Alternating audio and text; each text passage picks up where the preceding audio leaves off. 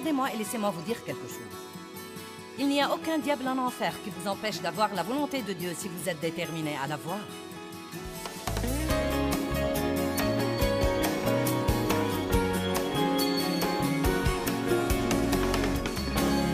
Combien d'entre vous comprennent l'importance d'avoir une attitude agressive? Levez-vous le matin et ne laissez pas la journée vous contrôler. Contrôlez-la vous-même. Levez-vous et ne laissez pas vos circonstances vous contrôler. Vivez toujours de l'autre côté de ces circonstances.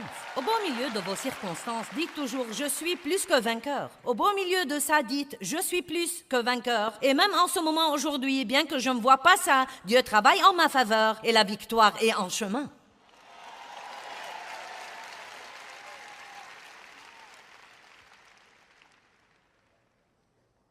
Vous devriez être un super-héros spirituel.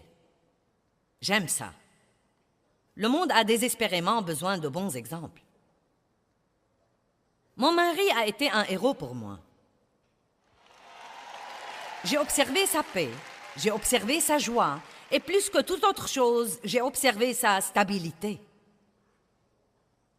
Le seul fait d'être stable amène les gens à vous admirer et à vouloir ce que vous avez, parce que nous n'avons pas beaucoup de stabilité dans le monde aujourd'hui. Nous avons ces hauts et bas un peu partout, et tout est dysfonctionnel et bizarre au maximum.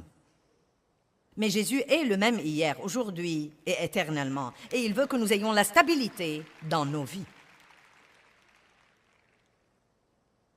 Romains 8, 31. Si Dieu est pour nous, qui peut être contre nous? Si Dieu est de notre côté, qui craindrons-nous? Qui peut être notre adversaire si Dieu est de notre côté? Qui croit que Dieu est avec lui et qu'il est de son côté? Bon, à ce moment-là, vous savez quoi? Quoi qu'il arrive dans votre vie, vous pouvez lever vos têtes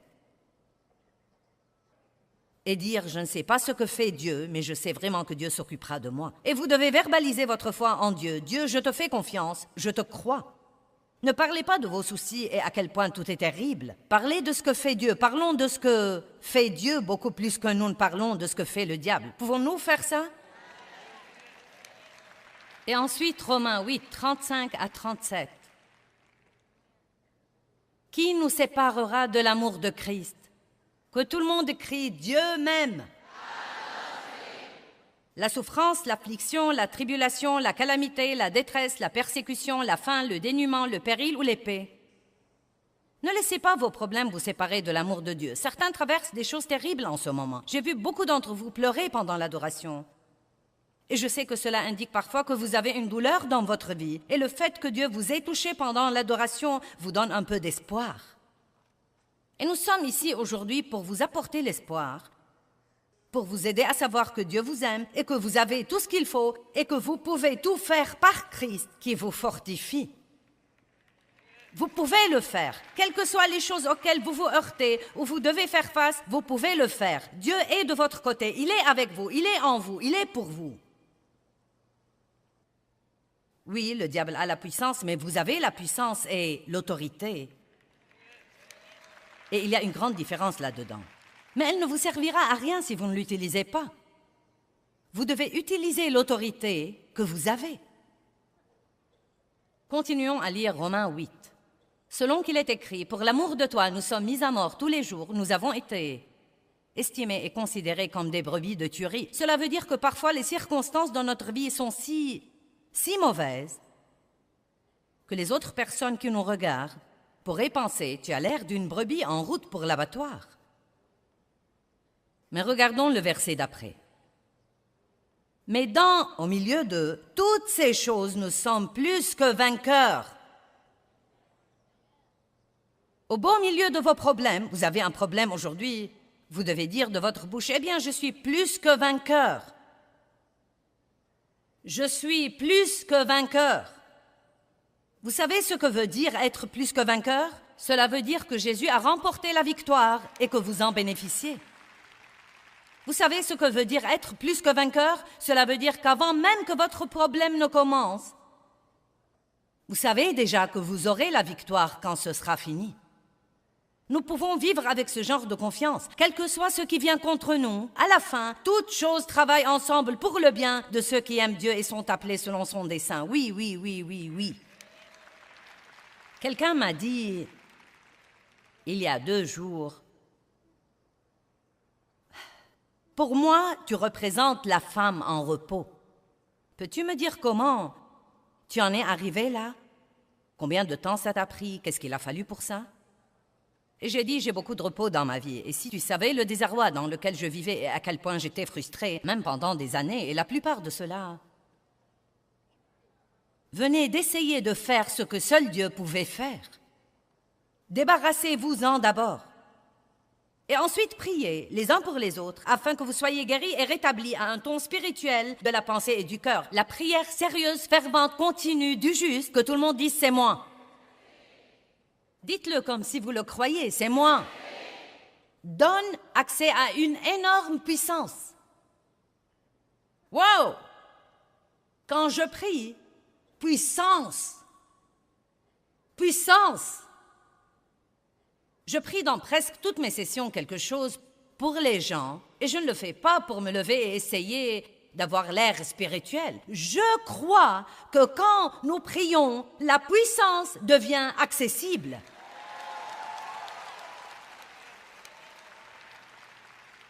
Vous vous levez le matin, vous dites, Dieu, je te demande de me protéger aujourd'hui, de protéger ma famille. À ce moment-là, un groupe d'anges est immédiatement mobilisé pour vous protéger. Eh bien, j'ai prié ça et j'ai eu un accident. Eh bien, vous n'êtes pas mort.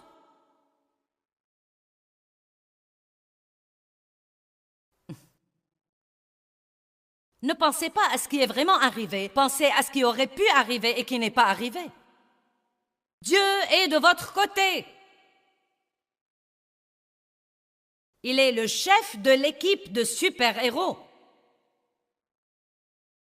On a ces films de temps en temps où tous les super-héros se réunissent. Et c'est comme ça que nous devons être. Les super-héros baptistes, les super-héros presbytériens, les super-héros luthériens, les super-héros charismatiques. Nous pourrions tous porter des costumes différents. Mais nous devons combattre ensemble, Jésus étant le commandant de l'armée. Et nous devons faire savoir à l'ennemi qu'il ne pourra pas provoquer assez de division entre nous pour partager notre puissance à tel point que nous devenions tous une bande de mauviettes faibles. Amen. Alléluia. Je vais vous raconter une petite plaisanterie baptiste pendant que je suis ici.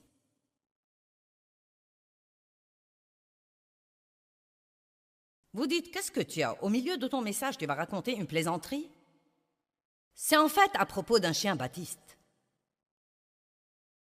Toujours soucieux de leur assemblée, le pasteur Baptiste et sa femme ont décidé d'acheter un nouveau chien et ils savaient que le chien devait être baptiste. Ils ont visité plusieurs chenilles et expliqué leurs besoins et finalement ils ont trouvé un chenil dont le propriétaire leur a assuré qu'il a le bon chien. Le propriétaire leur a présenté le chien et il a dit au chien « Va chercher la Bible ». Le chien a bondi vers l'étagère à livres, a scruté les livres, a localisé la Bible et l'a apportée. « Trouve-moi maintenant le psaume 23 », a-t-il dit au chien. Le chien a laissé tomber la Bible par terre, a montré une dextérité avec ses pattes, a feuilleté la Bible et a trouvé le passage correct. Il l'a désigné avec sa patte.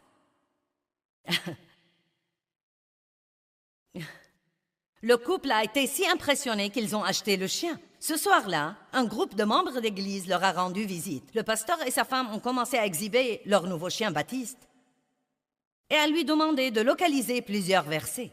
Les visiteurs ont été impressionnés et un homme a dit « Ton chien peut faire des trucs réguliers aussi ?» Il a dit « Je n'ai pas essayé ça, essayons maintenant. » Donc le pasteur a montré son chien du doigt et il a dit « Au pied !» Le chien a bondi sur une chaise, a mis une patte sur le front du pasteur et a commencé à hurler « Ouh !»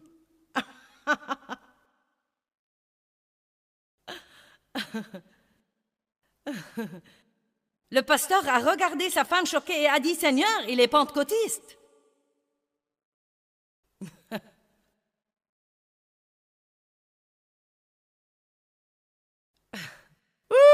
Alléluia.